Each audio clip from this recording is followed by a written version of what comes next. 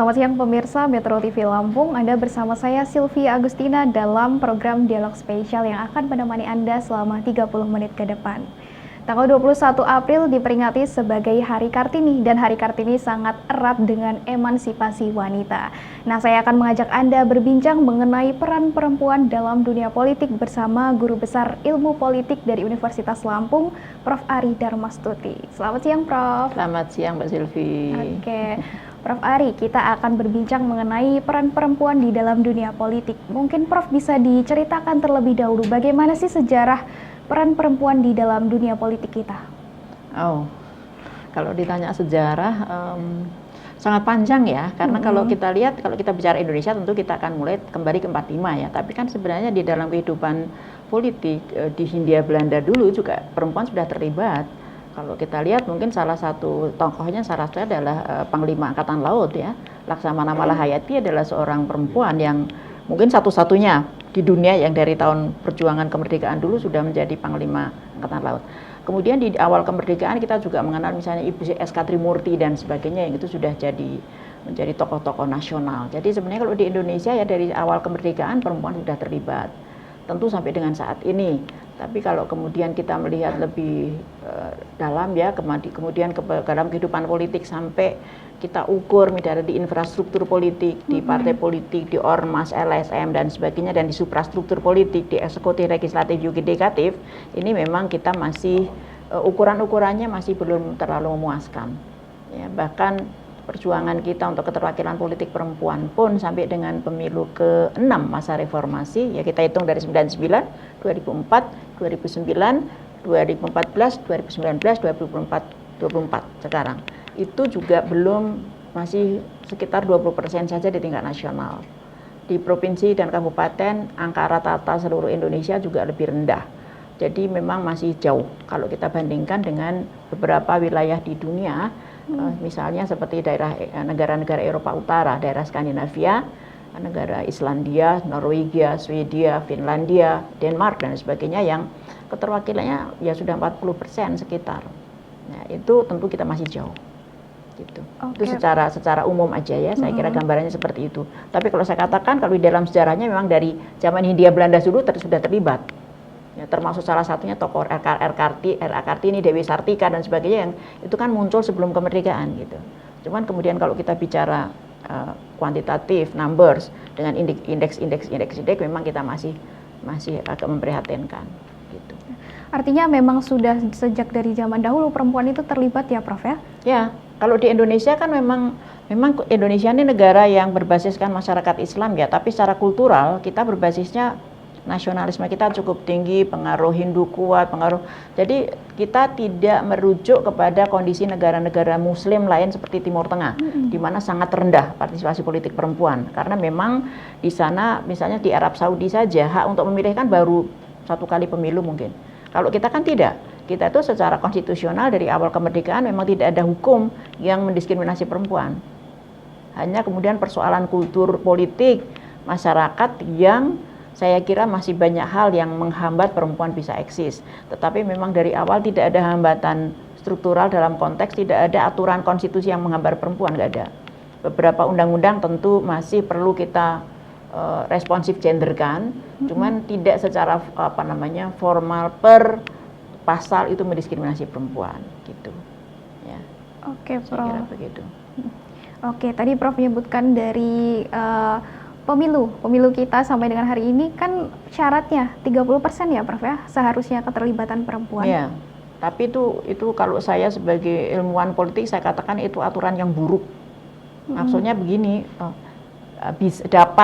bisa. Jadi tidak harus. Jadi kalau di negara-negara lain yang saya katakan tadi, yang saya sebutkan misalnya seperti Skandinavia, itu kuotanya ditetapkan. Jadi kuota itu harus terpenuhi. Kalau kita kan tidak. Kuota hanya di dalam pencalonan, tetapi tidak harus terpilih. Artinya kalau itu harus, berarti di-set dulu kuotanya dan itu harus terpenuhi. Artinya perempuan dievaluasi dari perempuan gitu. Tidak kemudian dalam persaingan dengan yang laki-laki dan sebagainya. Kalau itu namanya bukan kuota, bukan keterwakilan, bukan target keterwakilan. Targetnya hanya di dalam pencalekan. Karena itu kan nomornya juga nomor-nomor 3, 6 dan seterusnya. Zigzag pun diatur seperti itu. Padahal kalau rata-rata di dalam pimpinan legislatif kita yang terpilih itu adalah rata-rata pada calegnya nomor 1. Ada beberapa yang nomor 2, 3, tapi tidak banyak. Caleg nomor 1 yang rata-rata terpilih untuk ke legislatif. Jadi artinya kalau perempuan tidak ada di daftar caleg nomor 1, ya dia nggak akan terpilih gitu.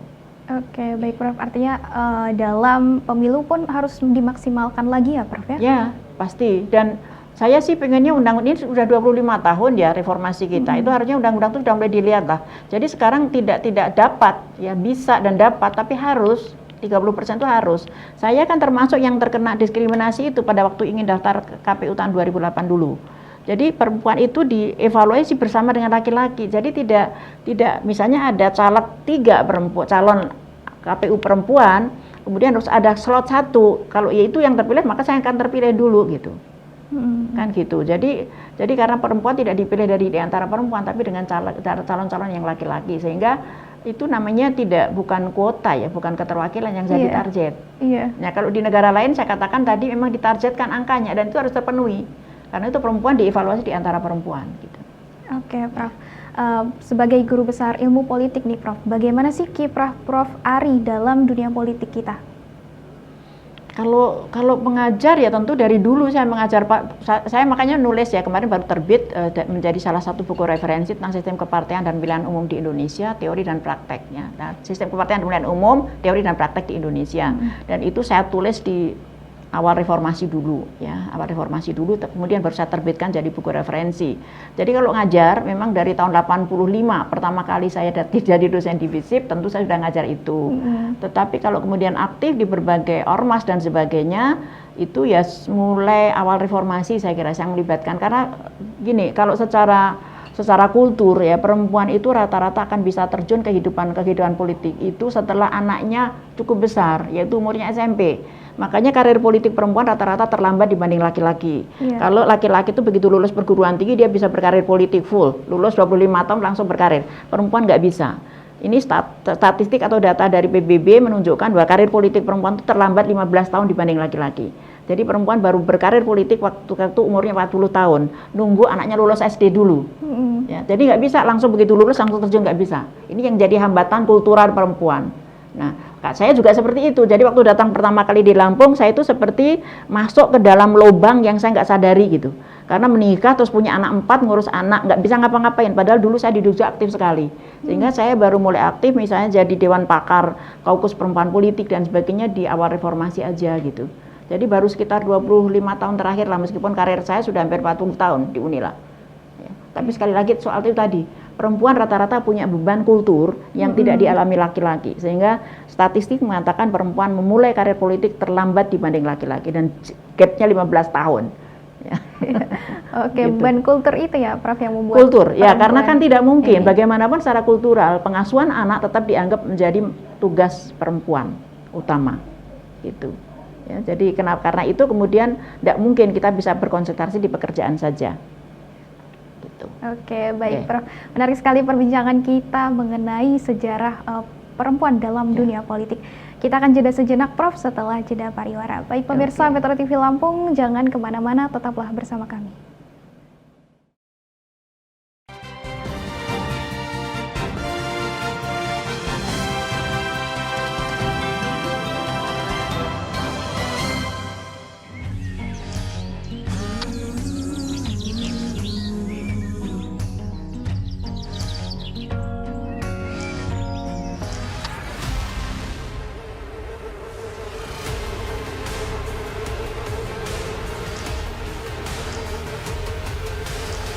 Selama tidak menjaga lingkungan, jangan mimpi lihat yang indah. Kurangi sampah dari rumah mulai sekarang.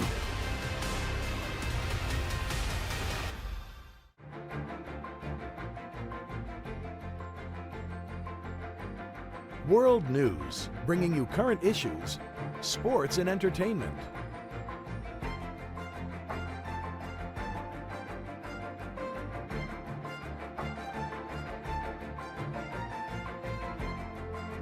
World News, Monday to Friday, Jakarta Bangkok time.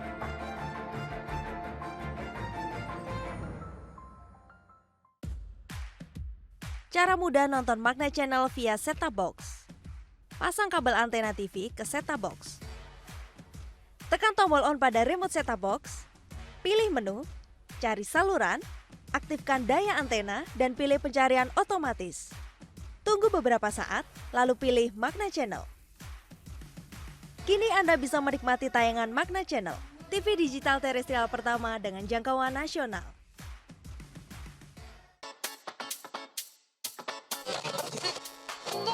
Oh ya, buat kalian yang udah di mobil mau berangkat, jangan lupa safety belt-nya dipakai ya.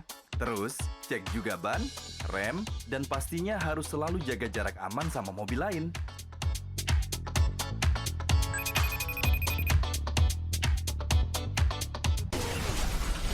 Selalu hati-hati di jalan raya karena ada orang tercinta yang selalu menunggu. Mari ubah perilaku, pakai masker untuk lindungi kita semua.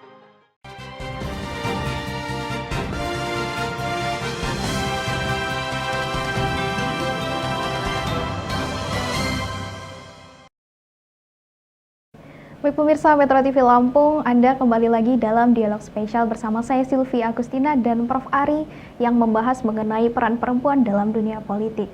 Oke, baik Prof. Ari, kita akan sebentar lagi akan merayakan Hari Kartini. Nah, bagaimana sih Prof peran Raden Ajeng Kartini ini dalam menjunjung emansipasi perempuan? Ya, tentu kita berhutang banyak ya sama R.A. Kartini bagaimanapun karena beliaulah yang pertama kali mempromosikan perempuan, anak perempuan supaya mendapatkan pendidikan. Karena dari pendidikanlah, kalau kata Aristoteles, pendidikan yang membedakan manusia dari binatang. Jadi hanya pendidikan yang membuat manusia jadi manusia. Karena itu kita tentu berhutang banyak kepada R.A. Kartini soal itu. Tapi kalau kemudian ditanya lagi, bagaimana kemudian peran itu, sekarang sudah 1 abad lebih ya. 1 abad lebih, 20 tahun ya. Apakah kita sudah mencapai yang seharusnya kita capai gitu? Masih banyak sekali yang harus dilakukan ya. Bahkan dalam beberapa hal saya kira kita harus akui bahwa perkembangan kemajuan perempuan ya, kemajuan perempuan itu masih jalan tertatih-tatih ya. Kita masih melihat bahwa sampai sekarang misalnya perempuan masih mengalami diskriminasi, masih mengalami marginalisasi, subordinasi dalam berbagai aspek kehidupan sosial, aspek kehidupan politik, kehidupan ekonomi. Kita masih mengalami keterlambatan dan masalah-masalah di situ. Masih banyak perempuan menjadi objek dagang, ya, berkedok ditawari kerja ke luar negeri, jadi tidak dijual, gitu. Banyak yang terjadi seperti itu. Terus masuk di dalam kerja-kerja yang sampai sekarang belum terlindungi oleh peraturan perundangan. Yang paling banyak dilakukan misalnya adalah pekerjaan-pekerjaan di sektor informal yang perempuan tidak terlindung oleh aturan apapun. Tidak ada aturan tentang yang bekerja misalnya dengan bisnis mikro, itu kan tidak terlindungi oleh Undang-Undang Tenaga Kerjaan. Sehingga upah minimum tidak ada, cuti tidak ada, kapan di PHK juga nggak dapat uang pesangon. Itu adalah pekerjaan-pekerjaan yang banyak ditekuni oleh perempuan. Nah, ini adalah PR-PR yang dalam kehidupan ekonomi saya kira penting kemudian menjadi fokus kita untuk bahwa perempuan juga harus bisa bukan hanya menjadi pelaku tapi juga menikmati hasil pembangunan itu gitu. Jadi yang pertama adalah menjadi pelaku, yang kedua adalah menikmati hasil pembangunan.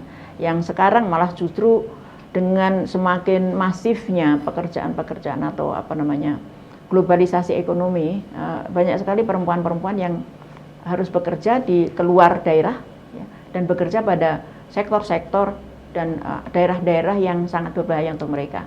Ya, kalau kita mempelajari misalnya kriminalitas terkait dengan perempuan migran, itu luar biasa.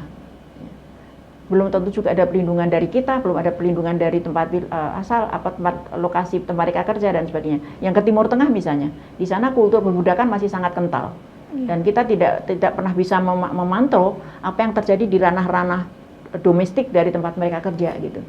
Dan termasuk Arab Saudi kan sampai sekarang juga tidak mau punya kerjasama kita untuk soal itu gitu. Karena mereka juga tahu secara kultur perbudakan itu masih sangat tinggi di sana. Jadi ada beberapa daerah misalnya meskipun menawarkan gaji yang cukup, tetapi itu yang menghalang perempuan menghadapi situasi pekerjaan yang seperti itu. Kalau ke Malaysia misalnya yang bekerja di perkebunan sawit, yaitu bagaimana perlakuannya kita nggak pernah tahu, tidak pernah bisa dikontrol oleh kedutaan. Itu di luar tangan kedutaan untuk bisa melindungi mereka. Sampai datanya dipalsu kemarin untuk pemilu dan sebagainya kan? Iya, betul. Sampai data saja mereka palsu gitu. Iya, oke Prof. Bahkan bukan hanya di nasional, tapi di internasional pun perempuan ini masih rentan kena marginalisasi ya Prof?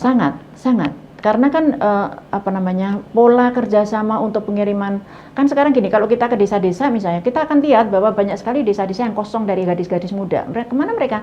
Kalau tidak memigrasi di nasional, mereka bermigrasi di regional ASEAN maupun ke internasional, ke Hong Kong, Taiwan, dan Lampung, perempuan Lampung itu kerjanya banyak di Hong Kong dan Taiwan loh, bukan di Malaysia. Malaysia itu jadi sasaran pekerja perempuan dari misalnya Sumatera, Lampung, Jawa Barat, NTB dan sebagainya. Tetapi perempuan Lampung itu mayoritas ke Hong Kong dan Taiwan. Tadinya saya juga kaget melihat data itu gitu. Tetapi ternyata mereka berasumsi yang anak dari Lampung yang bermigrasi ini, perempuan ini rata-rata anak Jawa. Dan anak Jawa ini kan kondisinya bebas nih. Dia lebih cocok dengan kultur di Hong Kong dan di Taiwan daripada kultur di Malaysia yang sangat Islam gitu. Iya. Jadi mereka pergi ke Hong Kong dan ke Taiwan. Nah, alhamdulillah sih sebenarnya dari aspek perlindungan ketenagakerjaan Hong Kong dan Taiwan cukup baik dibanding dengan Malaysia yang kerja di perkebunan gitu.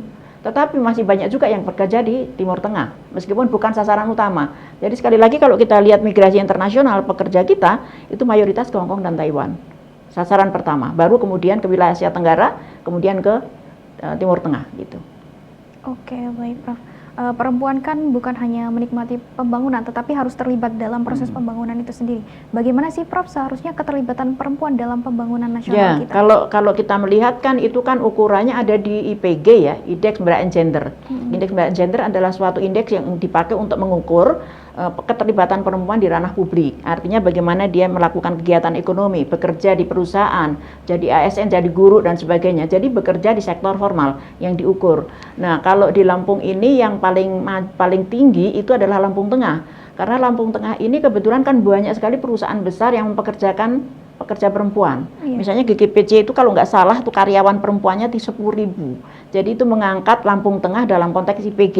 Tetapi apakah kemudian itu juga secara ekonomi memberikan kontribusi? Karena bekerja di pabrik juga penghasilannya seperti itu.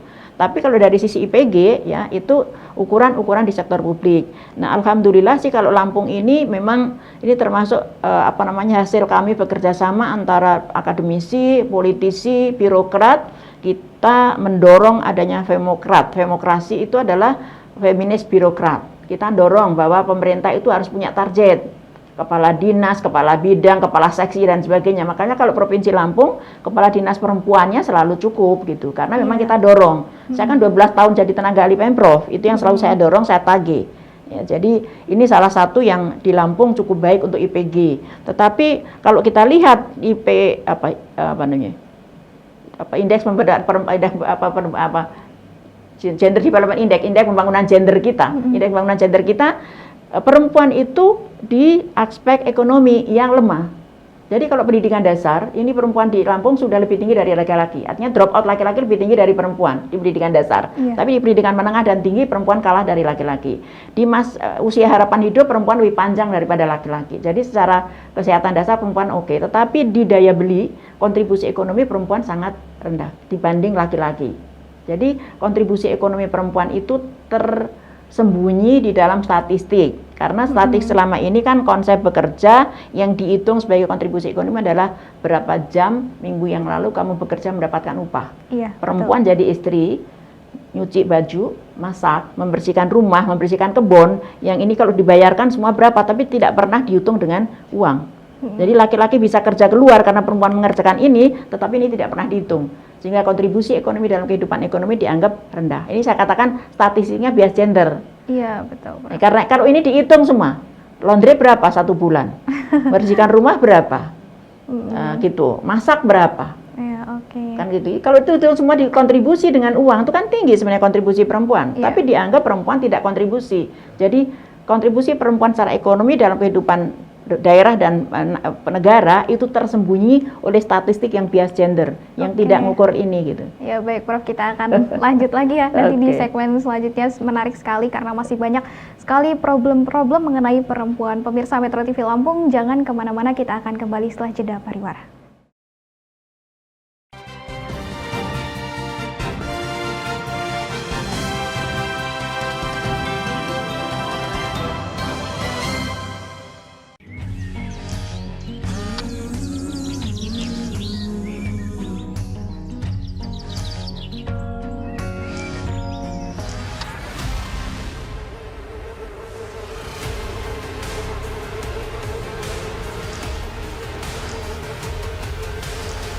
Selama tidak menjaga lingkungan, jangan mimpi lihat yang indah. Kurangi sampah dari rumah mulai sekarang.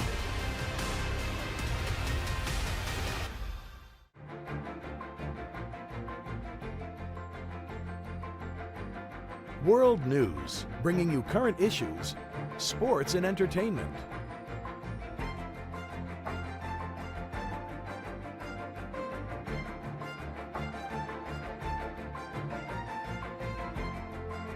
World News, Monday to Friday, Jakarta Bangkok time.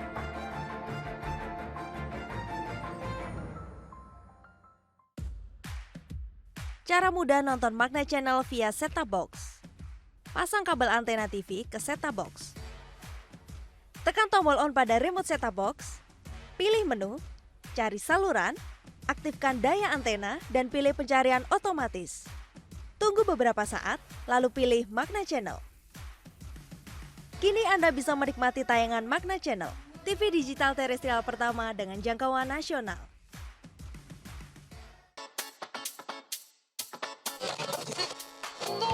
Oh ya, buat kalian yang udah di mobil mau berangkat, jangan lupa safety beltnya dipakai ya. Terus, cek juga ban, rem, dan pastinya harus selalu jaga jarak aman sama mobil lain.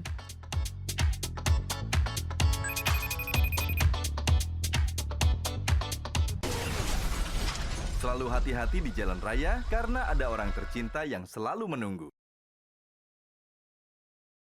Mari ubah perilaku, pakai masker untuk lindungi kita semua.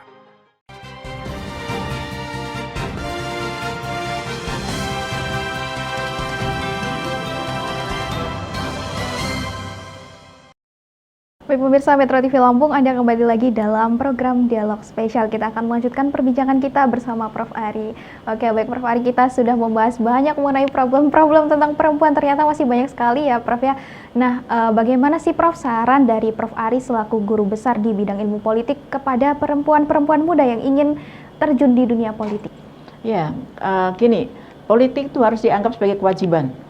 Ya, karena apa? Karena kalau kalau perempuan yang punya kualitas tidak ikut terjun di dalamnya, maka kita bertanggung jawab terhadap masalah yang terjadi. Jadi anggap aja seperti politik adalah ibadah dalam arti luas, ya, sehingga memang harus dikerjakan oleh perempuan, apalagi yang berkualitas dan punya kesempatan untuk itu. Karena apa? Tidak boleh ditinggalkan kepada tangan-tangan yang tidak benar gitu. Jadi anggap aja seperti itu, dan untuk itu perempuan perlu membekali diri. Tadi saya katakan, secara kultural perempuan harus siap untuk menghadapi tantangan, skeptisisme dalam keluarga, dalam masyarakat itu harus berani dihadapi. Yang kedua, dia secara struktur juga harus bisa membangun jejaring dukungan, ya, harus mendapat dukungan dari partai, dari ormas, dari macam-macam. Itu adalah struktur yang harus difahami oleh perempuan, dan juga tentu membekali diri dengan keterampilan-keterampilan yang dibutuhkan. Yang pertama adalah soal keberanian, ya, karena dia adalah dunia yang persaingannya sangat ketat, yang tidak semua perempuan berani untuk itu. Dan karena itu yang pertama tadi saya katakan, menyiapkan diri, mendapatkan dukungan. Perempuan tidak mungkin maju dalam kehidupan politik dan publik tanpa dukungan keluarga, tanpa dukungan masyarakat. Laki-laki bisa maju, bisa lari, tapi perempuan tidak pernah bisa seperti itu. Karena itu perempuan harus, tidak ada perempuan yang bisa maju tanpa dukungan keluarga. Gitu. Dukungan lingkungan penting sekali. Ya, dukungan lingkungan terdekat tentu keluarga, kemudian tentu masyarakat, ya, kemudian juga dari kelompok politiknya, dari partainya, dari organisasi yang lain. Taruh misalnya seperti saya, dari ormas saya Muhammadiyah, dukung atau tidak tentu perlu juga, karena Muhammadiyah yang punya infrastruktur untuk digerakkan gitu. Dan itu kebanyakan perempuan yang bisa terpilih adalah perempuan-perempuan yang mempunyai jejaring dukungan yang luas. Ya, jadi sekarang tidak bisa hanya mengandalkan misalnya kepada partai politik, enggak, tapi jejaring dukungan yang lain juga sangat perlu, dan itu perlu dibangun. Tidak mungkin namanya sekarang saya kontak terus dibangun, didukung, enggak. Itu perlu waktu untuk bisa membangun jejaring dukungan itu. Ya, rata-rata seperti itu, dukungan jejaring keluarga, pertemanan, ormas, orpol, organisasi agama, organisasi bisnis, organisasi hobi.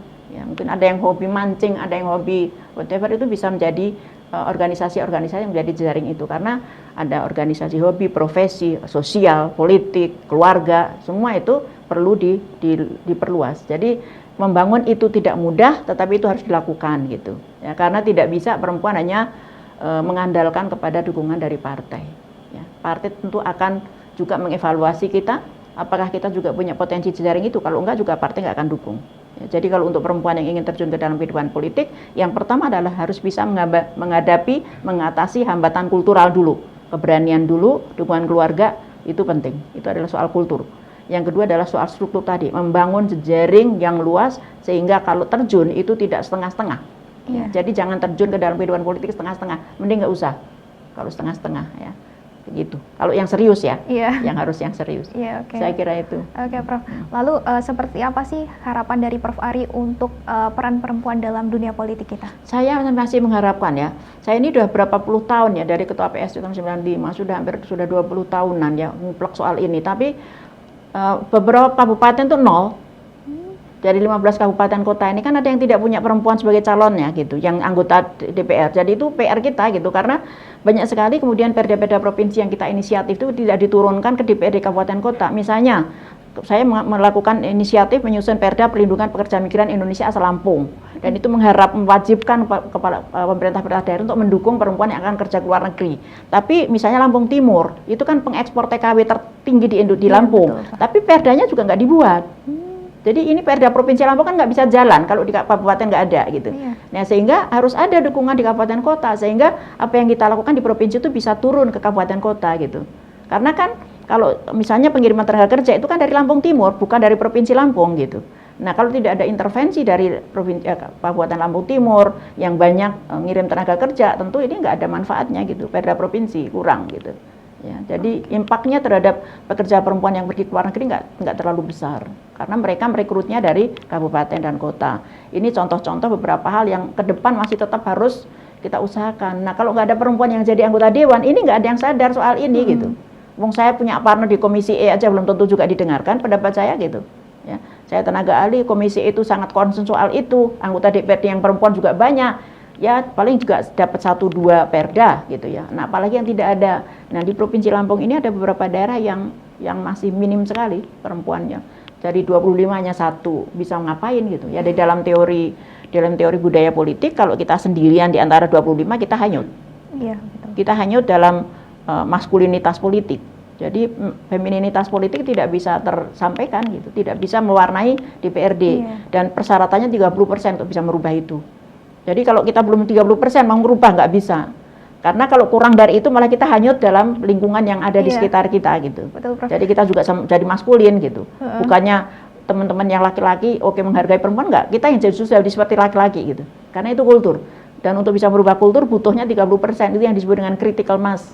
Makanya undang-undang pemilu itu kan mewajibkan minimal 30% supaya bisa ada perubahan, karena kalau kurang dari 30% kita nggak mungkin bisa merubah apa-apa. Dan perlu ditegaskan 30% itu keterlibatan ya Prof ya, bukan hanya ada di dalam aja.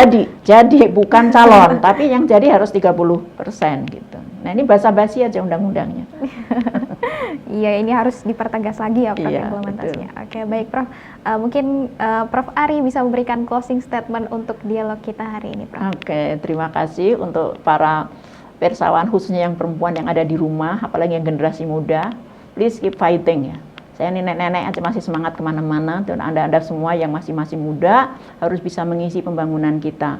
Ini kita reformasi generasi pertama, 25 tahun pertama, hasilnya pasti belum memuaskan kita semua. Tetapi kewajiban kita memastikan bahwa di 2049, reformasi generasi kedua harus sudah tercapai minimal 30% dan politik harus women friendly, gender friendly dan menguntungkan. Perempuan bukan hanya terlibat tetapi juga bisa menikmati hasil-hasil pembangunan. Tapi sampai tahap itu kita masih membutuhkan upaya yang banyak sekali secara kultural maupun struktural. Silakan bersaing secara sehat, mempersiapkan diri, mudah-mudahan apa yang kita inginkan bersama, perjuangan perempuan tidak untuk perempuan tetapi untuk kebaikan keluarga, masyarakat dan negara bisa tercapai. Terima kasih Mbak Silvi atas undangannya, mudah-mudahan nggak kapok undang saya. Baik Prof Ari, menarik sekali perbincangan kita dalam hari ini. Terima kasih sudah meluangkan waktunya Prof dalam dialog spesial kita. Terima kasih, sama-sama. Oke, baik. Pemirsa Metro TV Lampung, itulah dialog spesial kita bersama Prof Ari Darmastuti, Guru Besar Ilmu Politik dari Universitas Lampung yang membahas mengenai peran perempuan dalam dunia politik. Demikianlah saya Sylvia Agustina dan kru yang bertugas pamit undur diri. Salam sehat dan sampai jumpa.